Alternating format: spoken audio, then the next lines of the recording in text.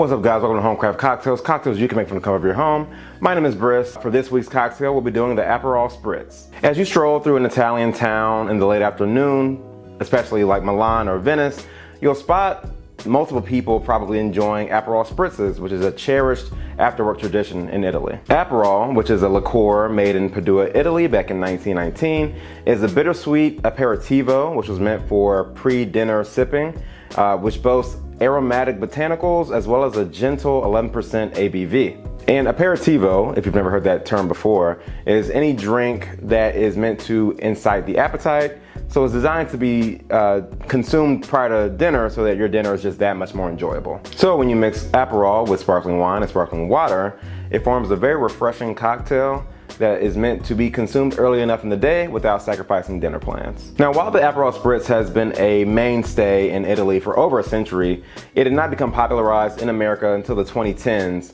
with the recent surge of aperitivos and lighter drinks. Today, it's a staple in cocktail bars, Italian and non-Italian restaurants, and is a go-to option for sunny patio brunches. Now that brief history lesson out of the way, let's get into actually making the drink. So first, you're gonna start by filling a wine glass with ice. Then you're gonna do 3 ounces of Prosecco. And really, I mean, you can use any sparkling wine for an Aperol Spritz, but if you want to go the more traditional route, Prosecco is the sparkling wine of choice, as it is an Italian sparkling wine. And as with anything, you know, different Proseccos have different grapes, different varietals, so you can have a more dry Prosecco or a more sweet one. I am using a solo Prosecco, which is more drier. I think it balances well with the more sweeter tones of Aperol. But if you want to use like a sweeter Prosecco, such as like rosé, by all means, do it how you want to. And I'm trying to actually measure this out precisely, but with how fizzy this is, it's very hard. If you really want to, you could go with not measuring it, but like I said, I'm trying to be very precise. Yeah, trying to measure anything that's carbonated in a jigger is usually not the smoothest operation. So feel free to freehand this when you're making it, but I like for mine to be very scientific and to the T. And next you want to do 2 ounces of Aperol. And since this is not carbonated, this should be much easier to measure.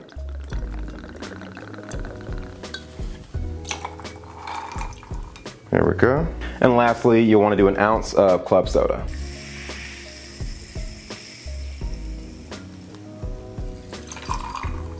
Then you want to stir your wine glass with all your ingredients in it.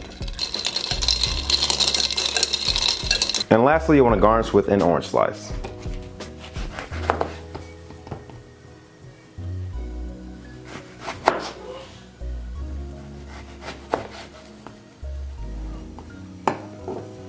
You can also do a You can also do an orange wheel if you want to as well.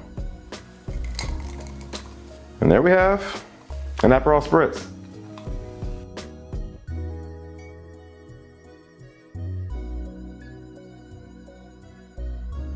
And now that we have our drink, let's give it a taste. Oh wow, that's really good. That's really good. This might actually be the first Aperol Spritz I've ever made, I want to say. If it's not my first, it's definitely my second. I usually don't go for low proof cocktails. I obviously like mine to be heavier, you know, stronger. So not typically my cup of tea. However, this is very light, refreshing.